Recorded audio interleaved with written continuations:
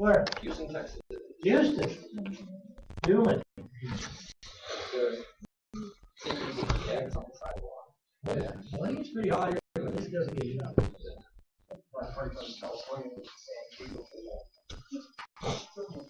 Yeah, I spent a lot of time.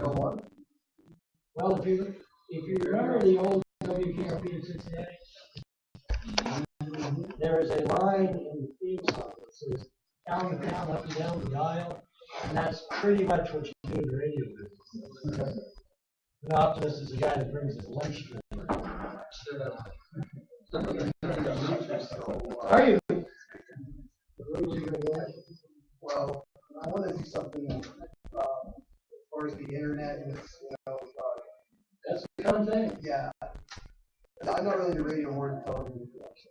Yeah, well, radio is kind of a Dying media. My friends once upon a time. podcasts and stuff. Yeah. Yeah.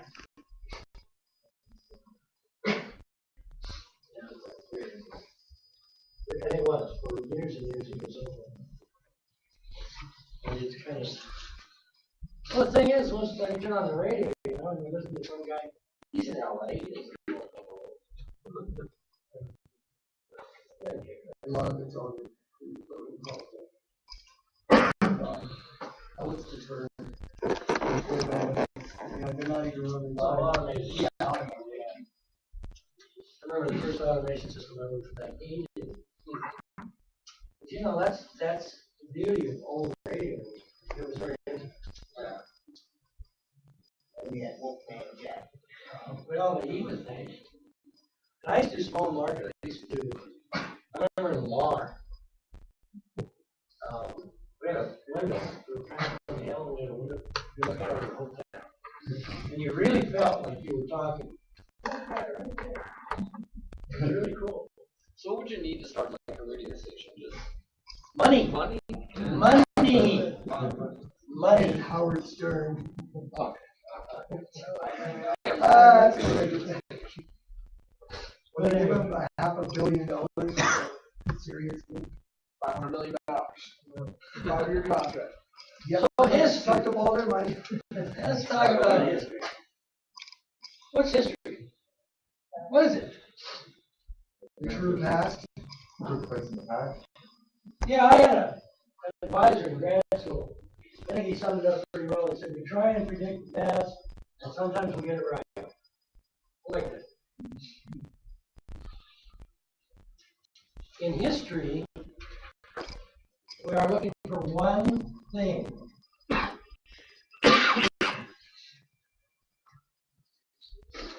And that one thing is facts.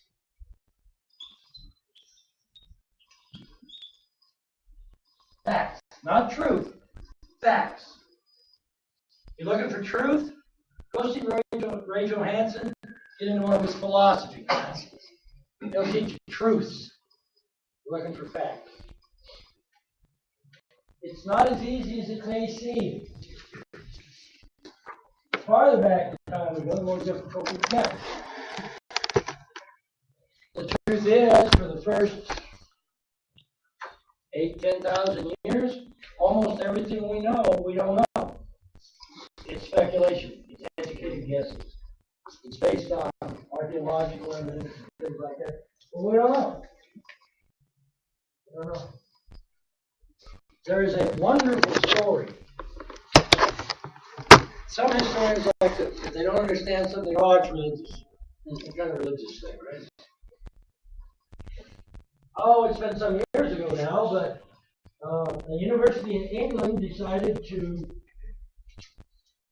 try something, and they took a bunch of grad students. By the way, you guys, who's going through your master's?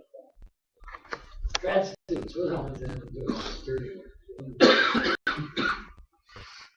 And they put them out and had them live for one summer exactly like people in about 6th or 7th century England lived. And one of the things they were puzzled about was every time they uncovered one of them, great big round houses, every time they uncovered one of these, there was an indentation right by the door. And they went, what's that? That's gotta be something religious. So they went back at the end of the summer and they're talking to these kids, how to go, fine, and they heard something, looked around, and some chicken came walking in the door, and they walked in the door, chicken food. They went, oh, now we know what the impressions are.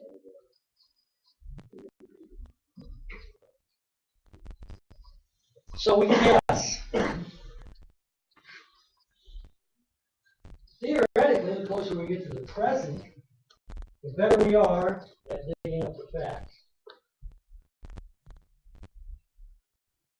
I have a guru who was the department chair at Panhandle State, where I did my undergrad work.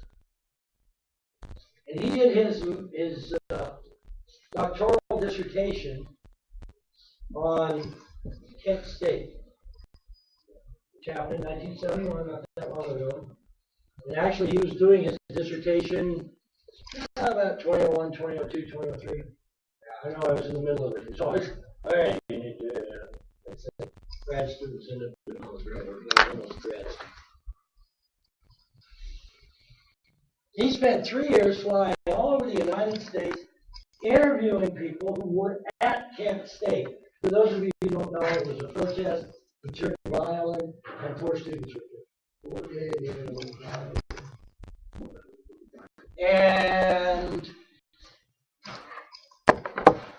arguably, Brad Duran is the world's greatest expert on Kent State today. Maybe not, but arguably he might be. He spent 4.5 years studying it. Interviewed hundreds of people who were there, all the documents and everything else. Was it Nixon's fault? Well, I don't know. If you go to Brad's office today, on the second floor of Hamilton Hall, you know, you ever notice that? In academia, most of the time you never go to somebody's office. I don't even walk in. Hey, how's it going? So you go, hey Brad, what happened at Kent State? And he will tell you, give you the same answer he gave me. I'm not really sure. He was doing research, 30 years had passed. All of these primary sources, people were there, and he's not really sure. I'm sure you have heard the expression that there are 2 sides to every story. I disagree with that. I think there are 3 sides. There's this side and this side of the truth. What really happened? Any guys going to CRJ? Criminal justice? Boy, oh boy. 2 cars just ran into each other over on 4th and Main, and there were 15 people inside. How many different versions are you going to get? Probably 18. Yeah. So in history, we try and gather up as much evidence as we can and come up with the closest thing we can to facts. And it's not always easy. Because sometimes we were faced with 2 primary sources. What's a primary source in history? Somebody that was there. Somebody that was there. That's a primary source. We end up with secondary sources, and they conflict sometimes. Time was when historians put all of their faith in primary sources, but the truth is that we kind of like secondary sources now because sometimes we can filter out that BS. Sometimes historians have a tendency to not like to teach history that's less than 50 years old, because we have a tendency to want to see what the effects were before we teach it. I teach a class in the 1960s. First time I taught it was about 2 years ago. We figured it was safe. 3 years ago. I figured it was far enough past. And you can probably tell by looking at me, I'm a primary source for the 60s. I was there. And I lived on both sides of it. I went across the pond, and I also went on Freedom Line. So I saw both sides of it. And I taught that class the first time, and my whole concept of the 60s changed. So much after that, I didn't know. So there you go. We can't help but interpret history. We can't help but kind of start working through the truth. But really, the only thing we've got to go on are facts.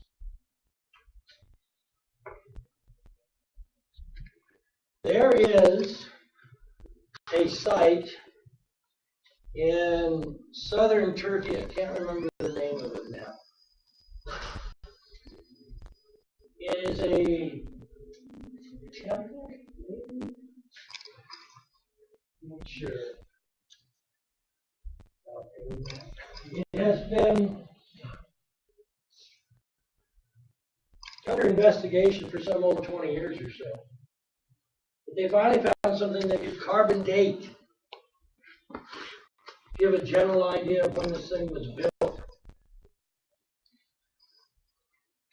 It was built in the Paleolithic era, in the Stone Age, which flies in the face of everything we know about it. Everything we know about it. It's actual structure. It's a great big complex. I'll give you the name. I can't think of it right now. I'll give it to you on Thursday. I remember to look it up. It's phenomenal. Look for Turkey Temple, and it will come up. And we investigated it fairly heavily in Western Civ 1 last semester. And one of my students said, "There wasn't a temple."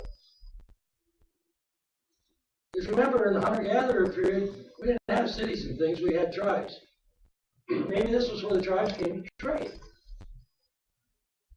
Well, wait a minute, here's this guy's not even a history major, and a history class he's got to take because it's core. Does that mean that his theory is no good? Of course it doesn't. In fact, I like it. I like it. Maybe that's what it was.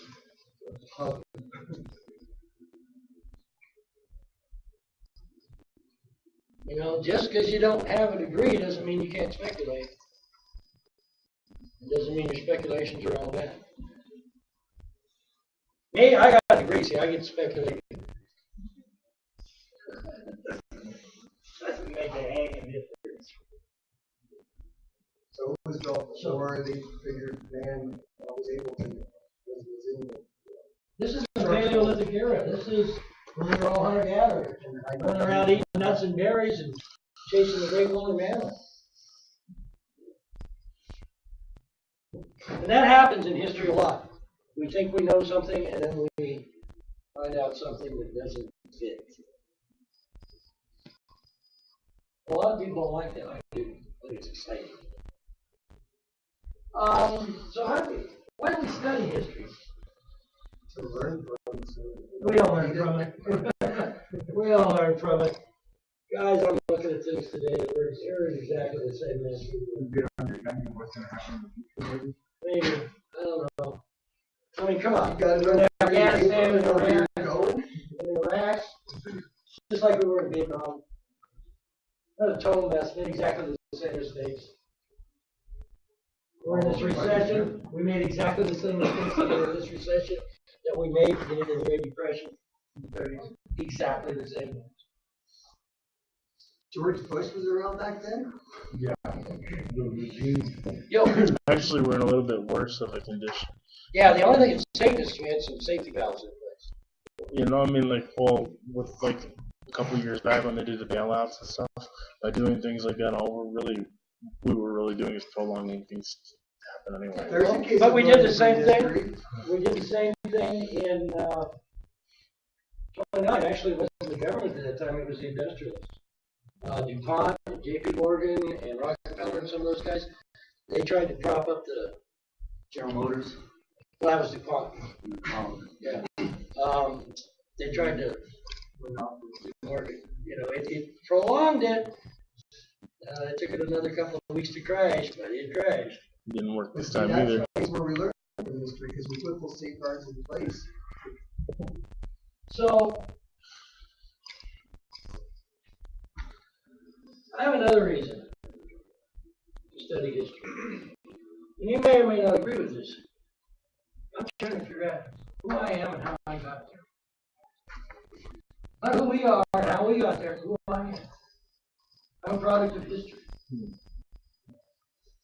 And to know history is to know who I am. That's what I'm trying to figure out. Who I am and how I got to be that way. And I find that to be very exciting. You guys do genealogy? I hate to admit this, but as a historian, I didn't start doing genealogy until about 3 years ago. And now I'm really hooked on it. And I have found out things about my family that are just, first of all, a lot of the stuff we thought was wrong. We thought the four grandparents came from Ireland. 2 of them did. 2 of them didn't. I have a great-great-great-grandfather that fought in the Revolutionary War. It's the internet.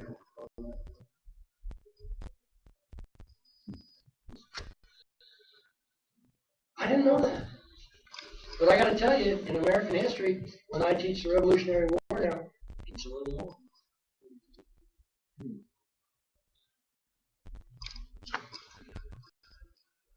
So how did we get to 1500? Let's talk about that for a while. We'll get out of this room hot. If we go back to the Roman Empire, we can go back farther, but we better not. The Roman Empire, at its height, extended from the Mediterranean to Scotland. That is a lot of real estate translators out there right away. What people that what they through? The Roman Empire, the beginning of the Roman Empire, we generally talk about, and it wasn't, no, that's not the empire, that's Rome. Right. And Rome, actually, you know, historians would like to put everything in little boxes, make them nice and neat, but it doesn't work. The truth is that the Roman Empire was truly an extension of the Greek society. Greek settlements started springing up along the southern tip of Italy. And if we look at Roman culture, we find out that the Romans were just almost carbon copies of the Greeks in a lot of ways. If you look at Roman mythology and Greek mythology, you pretty much got the one and you got the other one, and you just changed the names. The Greeks developed democracy. Yeah, theoretically. That's another one of those things they teach you. By the way, I may end up shattering some of your myths. That's okay. Yo. I was gonna add some input. I just took philosophy 114 last semester. Came from where? Oh, I took it with Charlie Russell. And I think part of the reason why the Roman Greek mythology is a lot is the same is because the Romans actually tended to, like, if they conquered somebody, would adapt their traits. They did indeed. But remember that the original Romans were Greeks. You know, the Greeks, the Macedonians had incredible. Cleopatra, everybody's heard about Cleopatra. What was she? Elizabeth Taylor. What was she? She was the last one. She Egyptian? Alexander. She was Macedonian. She was actually Greek. She overthrew her brother. The first leader of Egypt that was not Greek since the time of Alexander the Great was a guy by the name of Gamal Abdel Nasser in 1950.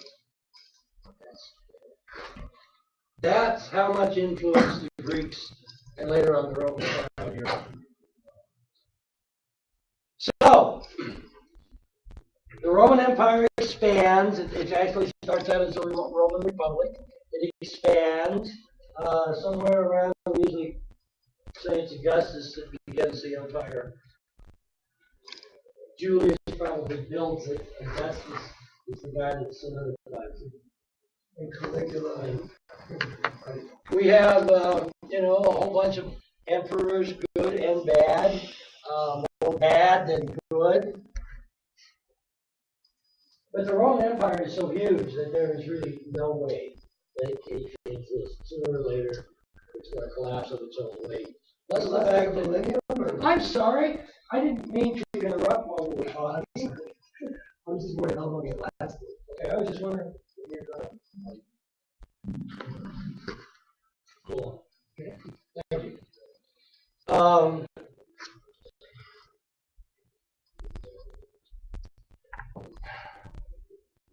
Man, that's all the way from Scotland. They never did quite get ahead along those Celtics. All the way over to Palestine and Egypt. Man, that's a lot of land. And the Romans were very, very good at what they did. But things kind of went by the wayside. The average guy was kind of not getting as good a deal as he used to. There was a lot of inequality of wealth, corruption in the political system. Basically became a capitalist society, right? Or no? What capitalism? Capitalism really doesn't come knocking on the door until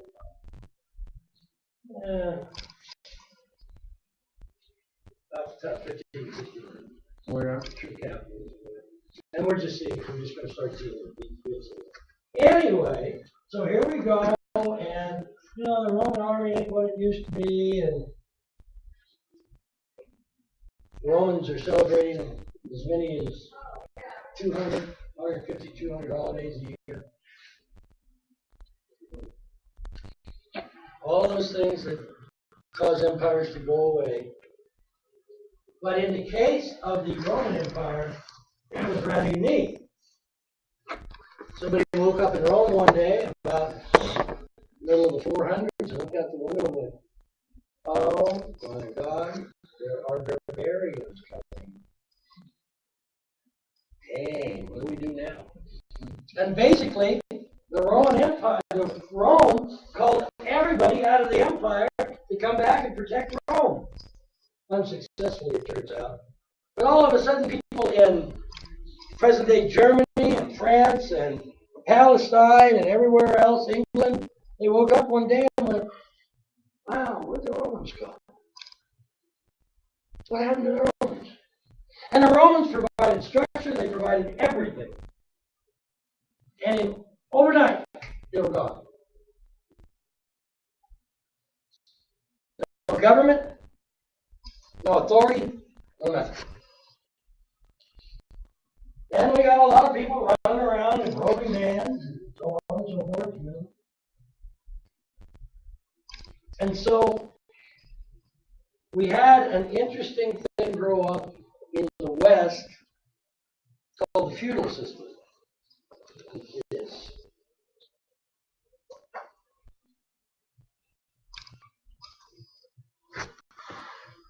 And that's, the Knights of the Round Table and all of that, where there is a laird or a lord, and he sets up a deal that is kind of and it's all based on agreements with honor. Okay. You go out there and you farm that neck of the woods, and I will take part of your labor and part of your crop, and in return I will give you protection. And if the barbarian meanies come over the hill, come on into the castle, I have my knights, I will fight them off. And they will swear allegiance to a king, but it's a real loose allegiance. We talk about England and everything, we're talking more about areas. We are not talking about city-states. The idea of the city-state is not even going to come around until really the 1800s. And hi, Linda. Go to. You all know Linda, she's a tutor. And in the meantime, thanks to a guy by the name of Constantine, who was one of the last emperors of Rome, the Christian church, the only church, became the law of the land. And the church became incredibly powerful. More powerful than any king, than any lord. They were in power in the Western world. They were the ones that decided who was going to be the king. Of course, when I go like the king and said, "So who made you king?" What was he going to say? What was he going to say? God. God. Like I thought, who made you king? I don't know for it. Yeah. And that's going to be the system for the next 1,000 years. Yes, sir. Wasn't a lot of the power from churches mainly the fact that they only had one language and then most people could be? That's one of them. Almost everybody was illiterate. Almost everybody was illiterate. And then the church lost power when people started printing books and they printed them in every different language. Yeah, and we'll talk about that. We'll talk about the Protestant Reformation, which is really what starts this class out. And it is going to be one of the most incredible revolutions in the whole history of humankind. Yeah, you got it right. But the thing is that the church in the West manages to guard almost all of the power. And they don't want people to be literate. They don't want people to be curious. Wow, that's really neat up there. Why is that guy stay up there? Because the angel told them. They don't want scientific investigation. You don't need to know anything that your priest doesn't tell you. You don't need to read. Did they put one scientist in house arrest? Well, more than one. Well, more than one. I forgot, not Martin Luther. Galileo. Yeah, there you go, Galileo. Galileo ended up, he came up with this really squirrely idea that maybe the earth went around the sun instead of the other way around. And they kept inviting him to Rome to defend his ideas. And he kept turning them down because he knew he went to Rome and killed him. He finally went to Rome, and because they were going to kill him, he said, "Okay, I was wrong. No, you guys are right, I'm wrong." But when he left Rome, he said, and he was excommunicated. He was actually, he's still excommunicated as far as I know. About 15, 20 years ago, the church said, "Yeah, maybe it was true." I'm serious, 15, 20 years ago.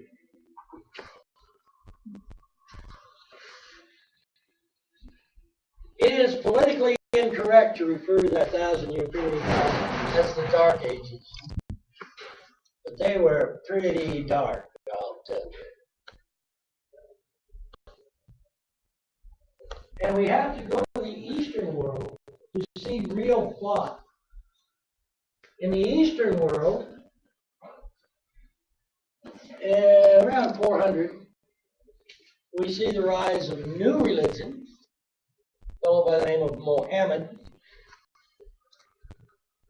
starts teaching Islamic faith. What was that religion called? Muslim. No. Muhammad was the guy that he was the founder. We in the United States have a tendency to really misunderstand the Muslim faith. If you look at them all and you go, "Oh, they're all Muslims." They don't. They're just like, look at the United States. I mean, we've got churches all over the United States, right? I love a friend of mine. He's got a definition for a cult. You know what a cult is? That's a church down the block. And of course, when people landed in North America, the traditions of, "I don't like what's going on here, I'll go start my own church," were really early on. But that's what happened in Islam too. When Muhammad died, he didn't name his successor, and there were two guys that fought over the successorship of the leadership, if you will, of the Islamic faith, broke the faith into two staunch groups. We know today as the Sunnis and the Shias. And of course, things on the other side. The truth is, in the United States, especially over the last 50 years, else it's not 11, certainly. Remember when earlier on in class I said that you hear about the exceptions, you hear about the rules? Yeah, we have a tendency to completely misunderstand the Islamic faith, because all we hear about are the fanatics. Does Christianity have fanatics too? Yeah. We just, so far, haven't gone that far.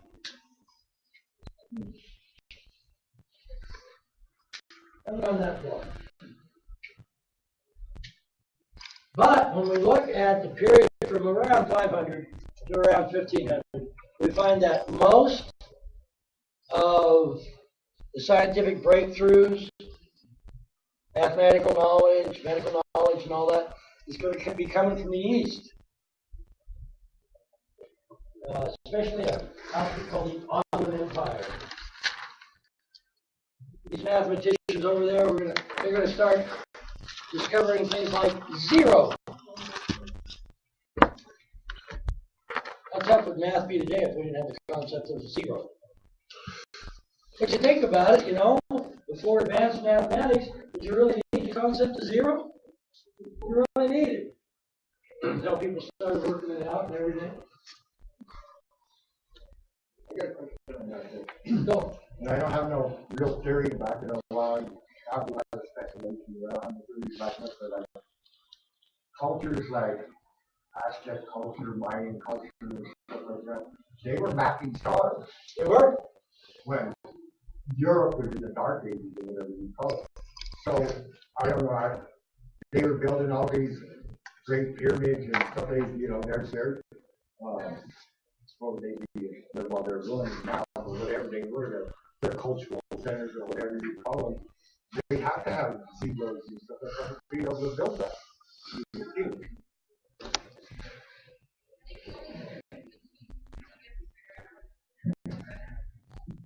The New World, the American.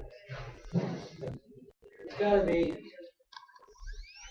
when it comes to ancient history, the most unknown of all cultures. And the reason is because that the few cultures in the Americas that had writing, we still haven't cracked it for the most part. Most of them didn't. I mean, remember, the North American, none of them had a written language until it fell apart in the 1800s.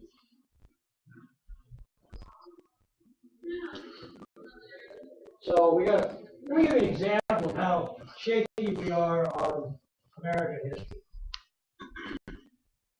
If you have taken any history classes at all, you were taught that America was populated during the last ice age when the drop in sea level caused a land bridge from Asia to Alaska.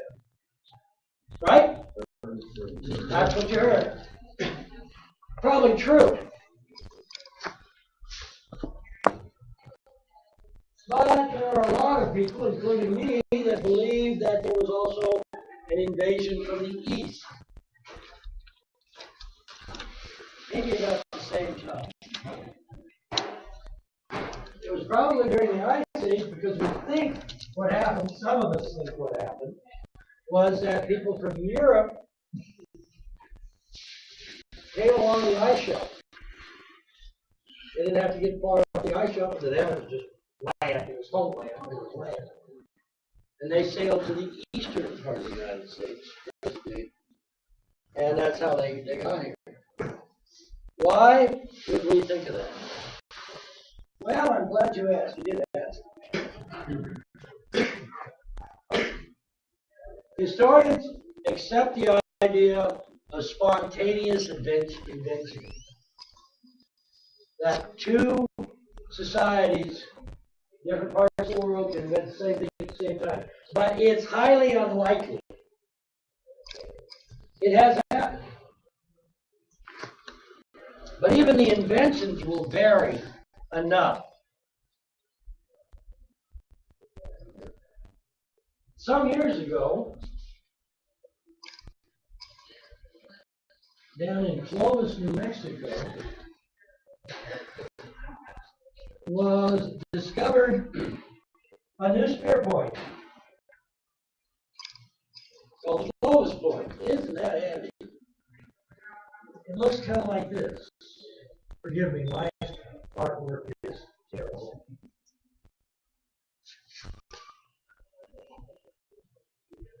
This is a real technical advancement. Here's how it works. This little niche down here. Some guy was out fighting. He was killing a woolly mammoth one day, and of course he had some armor with spears, you know. And he comes up and he's got to throw 5 or 6 at the woolly mammoth to kill the woolly mammoth. And my guess is that most inventions happen by accident anyway. So he was pulling the spears out, he pulled one out and so he went home and he carved one spear lance and a whole bunch of these tips. The idea is that he'd carry a whole pocket full of tips, and then he'd come up and he'd put one on, bam, put another one on, bam. Kind of like an early day revolver. We find nothing like this, nothing even close to this in Asia. Their spear tips were entirely different. Mainly what they were shafts, and they would glue sharp rocks or crystals or things like that into the sides of it. But you get to Europe, and these things are all over. They're almost identical. And now, we find them all over. But I got a friend that's found 4 or 5 of them. Wyoming and Colorado. So, our guess is that somebody brought that technology over from Europe. And right now, we think that that's the way it got here. How many of you ever heard of a place called Picture Canyon or Crack Cave? Right here in Colorado, it's down in Baca County. Yeah, it's Baca County, trust me. It's one of those neat solar calendars where on the solar and the vernal equinox, the shadows all line up. Why was that important, by the way? Why was it important for them to know what day it was? In the plan. Good for you. You get down there, and Crack Cave's pretty neat. And the funny thing about it is there's all this orders down there, and there's rock columns, and especially right around Crack Cave, nobody discounts the fact that they are all Celtic in nature. The only thing they can't figure out is what a bunch of Irish were doing right around southeastern Colorado. But then we gain a little bit of knowledge over here and a little knowledge over here. You know, all the way back when I was in high school, they were telling me that it was probably the Vikings that were the first Europeans in the New World. But now we found Viking settlements, permanent settlements as far west as Ohio. Odds are not that great that maybe they came further, huh? Well, in 800 AD, Irishmen, man, we didn't have it.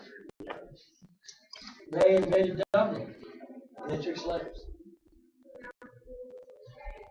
Maybe they made it all the way to Colorado, maybe they brought slaves.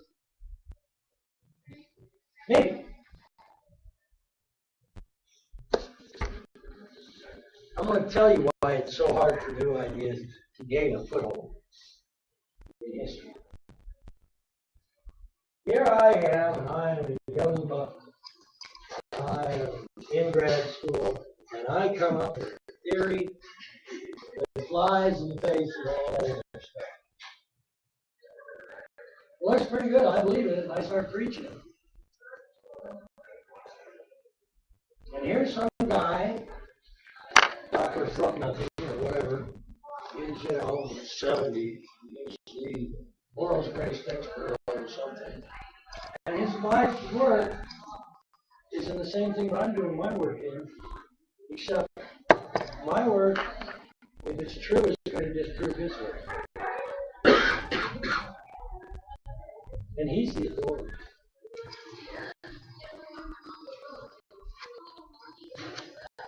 See why it's so hard to get new ideas accepted in academia?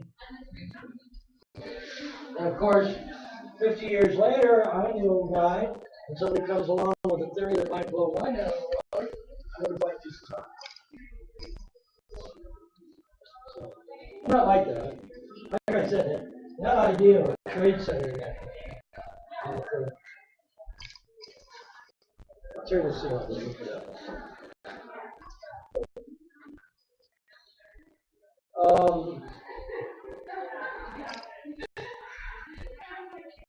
Some things are going to happen in Europe and in the East right around that period of 1500 that are going to change the balance.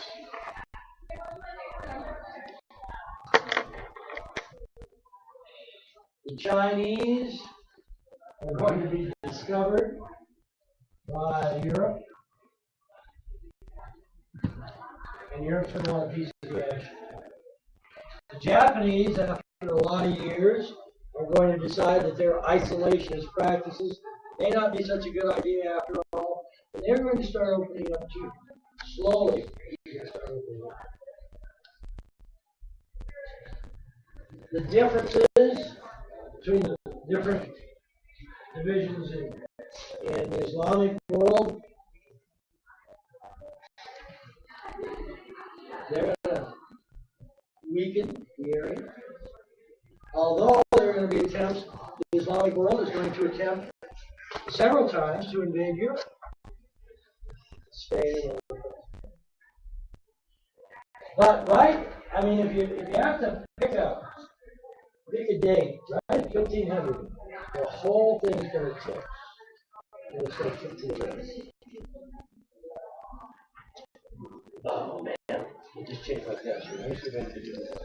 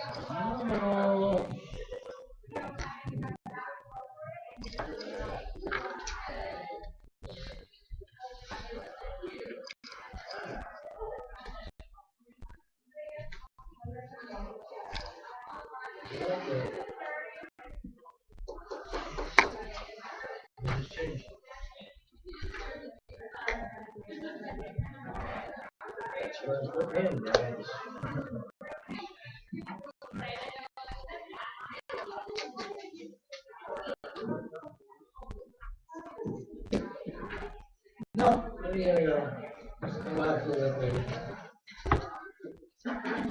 I'll get that fixed later. Glad that I'm closing.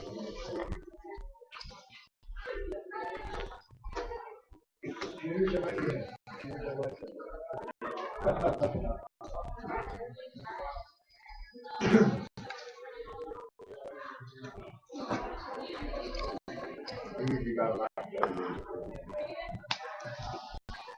Think about technology. When you think about technology, you realize that sometimes things have to happen together or it won't work.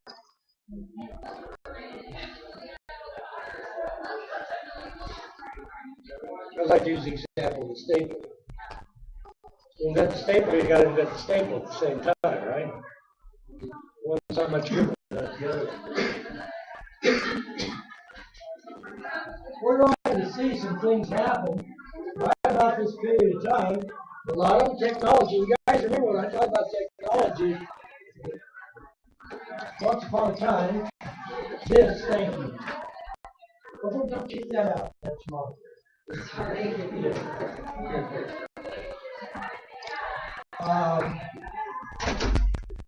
Yeah, that's how bad budget is.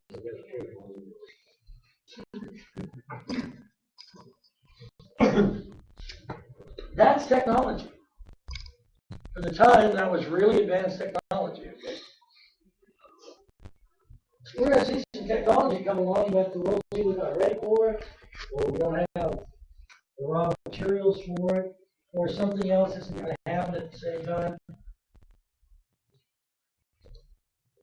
You have probably, some of you have been told that Johann Gutenberg invented the printing press. He didn't. Printing press has been around for 3,000 years. Chinese had invented the printing press. He invented moving type.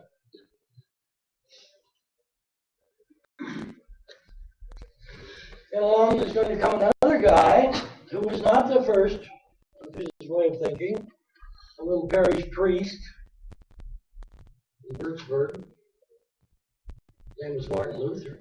He wasn't the first one who decided that there were some serious problems with the church. But Gutenberg come up with this movable type. And for the first time, these ideas could be spread throughout Europe. The literacy, the guys in the 7th, 8th, 9th, 10th, 11th, 12th century, about the only people who could read and write, maybe a few of the rich guys, a few of the elite, but about the only people who could read and write were the clergy, and they wanted to keep it that way. Because that's one of the ways they maintain their power. Yeah, control freaks. All of a sudden, books got cheap. Remember, the only way that a book could be produced before movable type was with issues, they'd carve a great huge page. They'd carve a page at a time. Or they would copy it by hand. Books were expensive. Only the very, very wealthy in the church could afford books. Why should I learn to read? There's nothing to read out there. Also, they're worth it. And these two things are going to turn the world upside down on its nose. And as I said, some historians will say it was the greatest revolution since the Neolithic Revolution, which is when we started going from hunter-gatherer to agriculturalist and domesticating animals. I say it's at least on par with that.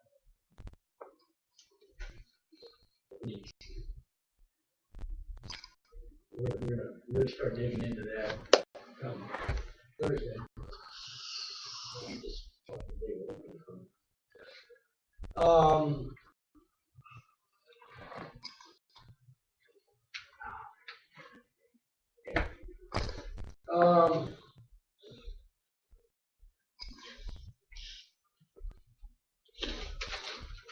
Two revolutions since the beginning of history for humans. The Neolithic Revolution, which was important. I mean, all of a sudden we weren't moving around all the time. We started gathering personal possessions. We started forming societies. We started building cities. Yeah, that was important. And all of a sudden, this revolution. We don't even call it a revolution. We call it the Protestant Reformation. But it's going to lead to the modern world. Everything that we see, certainly in the Western world today, happened after 1500.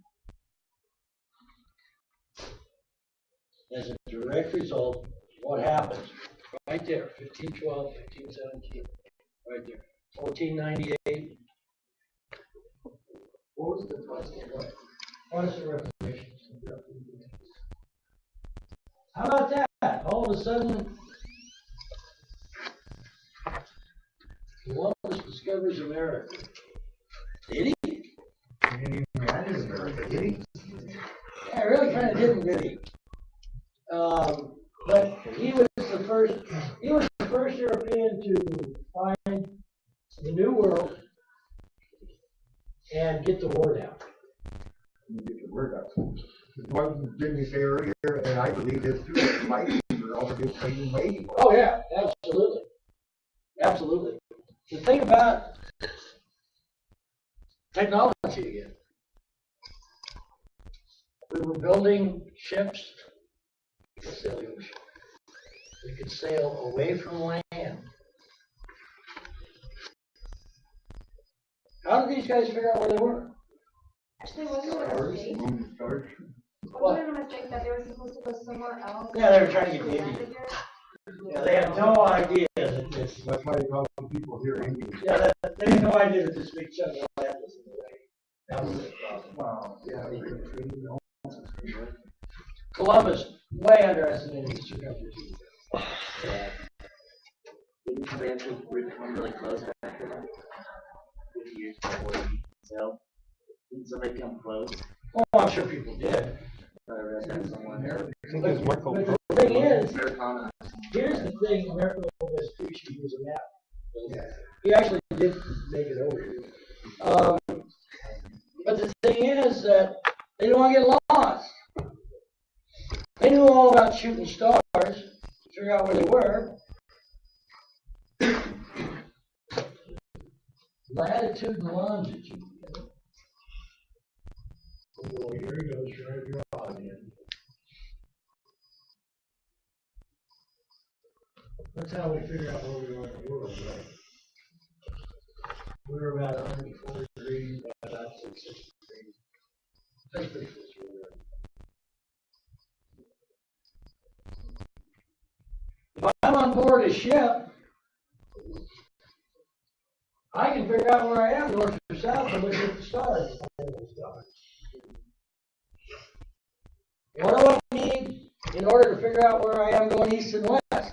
Besides the stars, besides the second sun. Sun or the moon. Clock! Yes!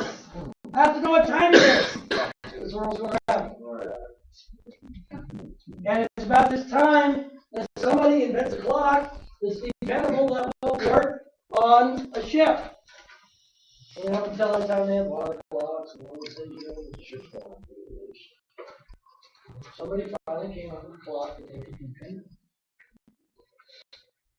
As a matter of fact, the Queen of England offered a huge prize to whoever it was that invented the clock. I mean, for the period of time, it was like gazillions of dollars. There's a great documentary someplace about the search for stars. Man, some of the things they came up with, they're really clever. Watch this one of it is. And dripping arms swing around.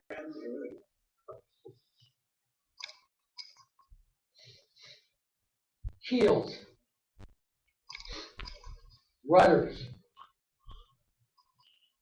These things were really high tech. Then they started discovering things like the ocean currents and trade winds. And all of a sudden the world, and this is all together in a period of a few hundred years. 100 years, long time? Long time if I'm looking at me. Long time if I'm looking about human beings. Blink of an eye. Blink of an eye. And so, when we do World Civ 1, we talk about the dawn of time, the 1500. And when we do World Civ 2, we do the last 500 years. One reason is because we know a little more about it, but the other reason is so much has happened in the last 500 years. Who was Steve Erickson or Those guys were it was actually Eric the Red and then Leif Erikson, the Vikings. And, 1,000 years ago. Well, it says here that they were the ones that were actually discovered. Probably, yeah. We're pretty sure of that. In Canada or discovered Canada. We're pretty sure that actually Eric the Red, who was Leif Erik's dad, he was in a little trouble. He was kind of around. Kind of killed a couple of the guys he should have killed. Stuff like that over there. In the North Country, Joshua the Edge. And he came over here basically because he was exiled. And he came over here, and one of the places he landed was Greenland. I've been to Greenland. And a lot of people say that he named it Greenland because it was like a PR thing. Because he was trying to get people to follow him. He was trying to get people to come over here. Yeah, they figure somewhere around 900 to 1,000 AD. And as I said, it's only been in the last maybe 12 or 14 years that they've discovered Viking settlements all the way into the and it looks as if the reason that they abandoned their settlements is because the indigenous folks in North America kept kicking their butts. So anyway, speculation. We're going to speculate. We can't come up with a fact, we'll speculate. And actually our speculation is based on facts. You know, my speculation about how all of that rock carving appears to be Celtic in nature, it's speculation, but it's based on the fact that it does appear to be Celtic. So, you know, and I will, speculate, anybody know the difference. And if I'm speculating or if I'm giving you an opinion, I will make sure that you're aware that that's speculation. Fair enough? And when I give an opinion, it's not necessarily mine. Sometimes I'll play devil's advocate. So anyway, you got any questions? All right, let's get out of here a little early today. I will see if I can get a real password again tomorrow. And have a good day. Stay on paper. If at all possible. If there's anything you miss, you need to reach out. And be careful out there. Thanks for being here.